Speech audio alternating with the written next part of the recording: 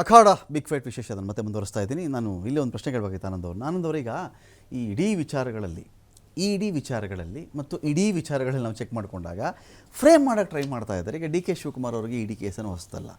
ಅವರೇನೋ ದುಡ್ಡು ಮಾಡಿಬಿಟ್ಟಿದ್ರು, ಡೆಲ್ಲಿ ಫ್ಲ್ಯಾಟಲ್ಲೂ ಹಣ ಇಟ್ಟಿದ್ರು, ಇಲ್ಲಿ ಬಿಡದಿಲ್ಲಿ ಅವ್ರದ್ದೊಂದು ರೆಸಾರ್ಟಲ್ಲಿ ಬಂದಾಗ ಗುಜರಾತ್ ಶಾಸಕರನ್ನೆಲ್ಲ ಅವ್ರು ಇದು ಮಾಡಿದ್ರು ಅಂತ ಆದಮೇಲೆ ಈ ಥರ ಎಲ್ಲ ಫ್ರೇಮ್ ಮಾಡೋಕ್ಕೆ ಟ್ರೈ ಮಾಡ್ತಾ ಇದ್ದಾರೆ. ಈಗ ದೇಣಿಗೆ ಕೊಟ್ಟವ್ರನ್ನ ಚಾರ್ಜ್ ಶೀಟಲ್ಲಿ ಯಾಕೆ ಸೇರಿಸ್ತಾರೆ ಅಂತ. ಇದು ಇನ್ನೊಂದು ಭಾಗ. 50 ಲಕ್ಷ ರೂಪಾಯಿಂದು ಇವರಿಬ್ಬರು ತೊಗೊಂಡಿರೋದು ಅಂತ ಸೋನಿಯಾ ಗಾಂಧಿ ಪ್ಲಸ್ ರಾಹುಲ್ ಗಾಂಧಿ ಅವರು. ಡಿ ಕೆ ಶಿವಕುಮಾರ್ ಸುರೇಶ್ ಅವರು ಇದಕ್ಕೆ ದೇಣಿಗೆ ಕೊಟ್ಟಿರೋದೇ 2.5 ಕೋಟಿ ಅಂತೇಳಿ. ಅಫ್ಕೋರ್ಸ್ ನಾನು ಇದನ್ನು ಇನ್ಫ್ಲೇಷನ್ ಬಗ್ಗೆನೂ ಮಾತಾಡಬಲ್ಲೆ. ಕಾಲಘಟ್ಟದಲ್ಲಿ ಬದಲಾದ ಸನ್ನಿವೇಶದಲ್ಲಿ 2.5 ಕೋಟಿ ದೇಣಿಗೆ ರೂಪದಲ್ಲಿ ಕೊಟ್ಟಿರಬಹುದು ಅಂತೇಳಿ.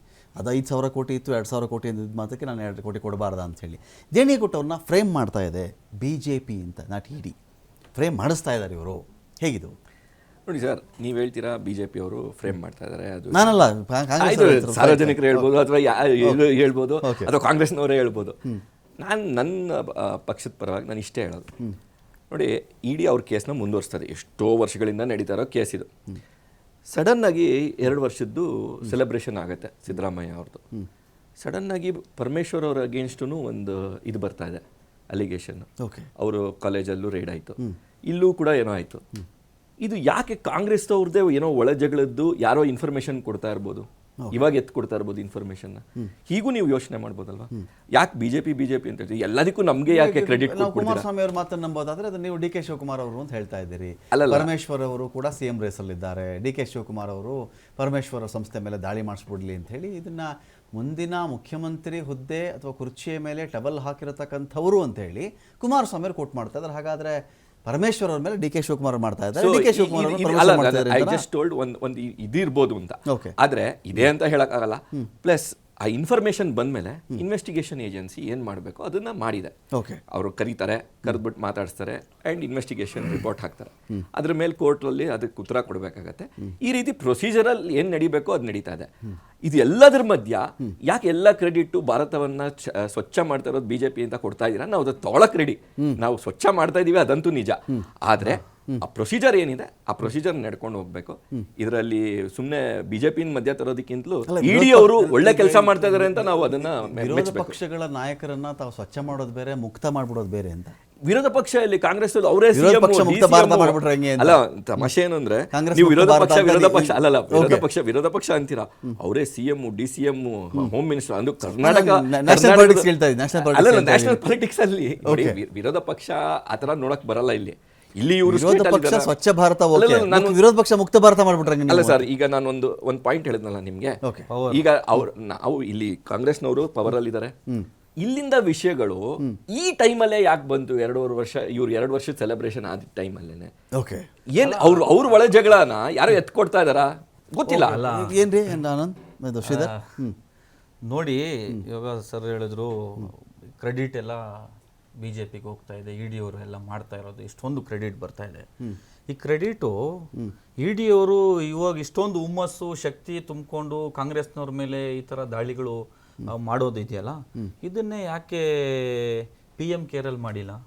ಇವತ್ತು PM ಕೇರ್ದು ಮಾಹಿತಿನೇ ಇಲ್ವಲ್ಲ ಸರ್, ಮಾಹಿತಿನೇ ಇಲ್ಲ. ಇವತ್ತು ನೀವು RTI ಹಾಕೋಕ್ಕೂ ಅದಕ್ಕೆ ಅವಕಾಶ ಇಲ್ಲ. ಬಹುಶಃ ಎಲ್ಲರ ಗಮನಕ್ಕಿರ್ಬೋದು ಅದು. ಆಮೇಲೆ ಚುನಾವಣಾ ಅಕ್ರಮ ಬಾಂಡ್ಗಳು ಬಂತಲ್ಲ, ಅದ್ರ ಬಗ್ಗೆ ಇಡಿ ಅವರು ಎಲ್ಲೂ ಇದು ಮಾಡ್ತಾ ಇಲ್ಲ. ಅದು ಬಿಡಿ, ನೀಟ್ ಸ್ಕ್ಯಾಮ್ ಬಂತು, ಅದು ಎಲ್ಲೂ ಹೊರಗಡೆ ಬಂದಿಲ್ಲ. ಮತ್ತೆ ಹೌಸಿಂಗ್ ಸೊಸೈಟಿ ಇದು ಮಹಾರಾಷ್ಟ್ರದು 1000 ಕೋಟಿ ನೀವು ಫ್ರಾಡ್ ಯಾರು ಮಾಡಿದ್ರು ಅವ್ರನ್ನ ನೀವು ವಾಷಿಂಗ್ ಮಿಷಿನ್ಗೆ ಹಾಕಿ, BJP ವಾಷಿಂಗ್ ಮಿಷಿನ್ಗೆ ಹಾಕಿ ಅವ್ರನ್ನ ಸ್ವಚ್ಛ ಮಾಡಿ ಪಕ್ಕಕ್ಕೆ ತಗೊಂಡ್ರಿ. ಕ್ಲೀನ್ ಆಗೋಯ್ತಾ?